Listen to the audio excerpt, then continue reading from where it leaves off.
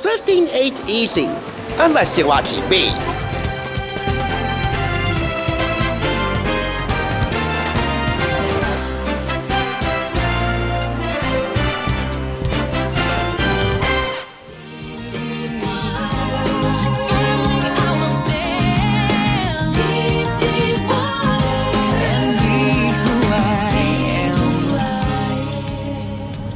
Welcome back. You're watching the Thrift Store Rundown, where we bring Hollywood home on a budget. For our last trick, taking you beneath the deep, deep water to check out all the porous promenades that quite often get overlooked by the human eye on dry land, you might want to bring a helmet or two. I'm certainly no expert when it comes to underwater buoyancy or density, and I'm certainly far from skilled in the department of defying underwater aerodynamics, although I know someone who is, or at least is trying to be. I also know for sure that underwater may not be the best place to practice extreme sports. Underwater? Sure, windsurfing and riding the riptide, but what about surfing on one leg while performing multiple circus stunts? Karate chopping against your best pal while standing on giant rocks? Trying to retrieve the big black pearl from the big kahuna oyster? Riding down a web and jumping over 25 motorboats? Man, those three stunts make cooking 300 Krabby Patties blindfolded with one arm tied behind your back on a searing hot grill sound like child's play.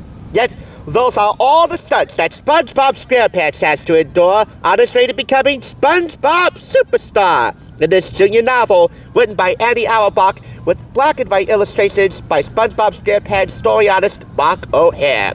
This is purchased for 50 cents from Book Barn in Denville, New Jersey, and retails in the States for $3.99. Throughout Bikini Bottom, flyers are being placed all around for auditions to become the next underwater daredevil.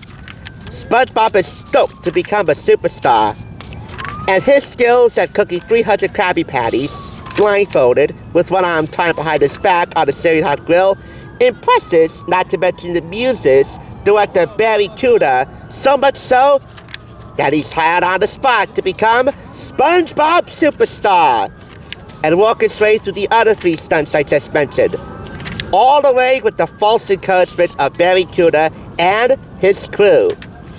Anytime SpongeBob feels the heat or the success of a stunt well performed, he lets it get to his head, thus inflating his ego and his head. And he says, just don't get a swell head. You remember Such and Cup Symphony, right? What SpongeBob doesn't know is that there's an ulterior motive to all of these stunts. It's not for SpongeBob to become the underwater's biggest daredevil. It's for SpongeBob to become the underwater's biggest goofball. At least that's what the eventual premiere in Bikini Bottom will say, thus ruining SpongeBob's reputation and making him a laughingstock.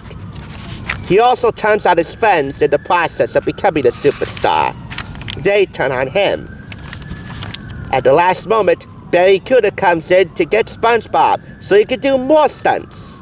But then, in an act of true forgiveness, his friends back him up, saying that the contract that SpongeBob signed, because all stars have to have a contract, right, was for SpongeBob Superstar, not SpongeBob SquarePants, who he proudly, rightfully proclaims he is in Bikini Bottom, not Celebrity C, where all the major celebrities reside and have swell heads that are rather inflatable.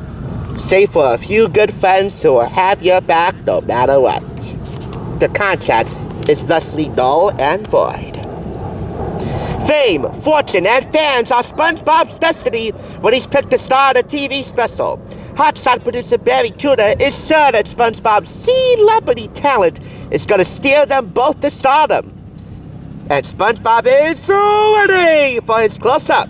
But before he can say Krusty Krabby Patties, which, by the way, he's prohibited from eating because he has to have a superstar diet, a celebrity diet. Fame goes to SpongeBob's head.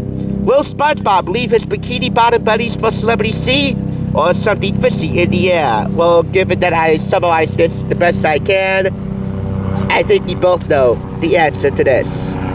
In any event, this was published by Scholastic, and, hold on tight, SpongeBob! Something gnarly is coming our way! What's this? Do I hear Sandy Cheeks getting ready to do a deep dive from a helicopter to the Hudson River? In any event, 4.5 out of 5 claps. I like the illustrations by Mark O'Hare. A few more would have made this 5 out of 5 clap worthy. But take it for what it is. Nautical nonsense taken to the extreme! It's been a blast filming here at the Hoboken Waterfront Walkway. I hope you all have a great weekend and, please, do not attempt anything that you saw in this book at home. Thanks for tuning in. Just so you know, there's no limit to bringing Hollywood home on a budget. Please go ahead and check out another awesome review like this one by clicking here, and make sure you subscribe by clicking here. Until next time, I'll catch you, as I always do, on the thrift side.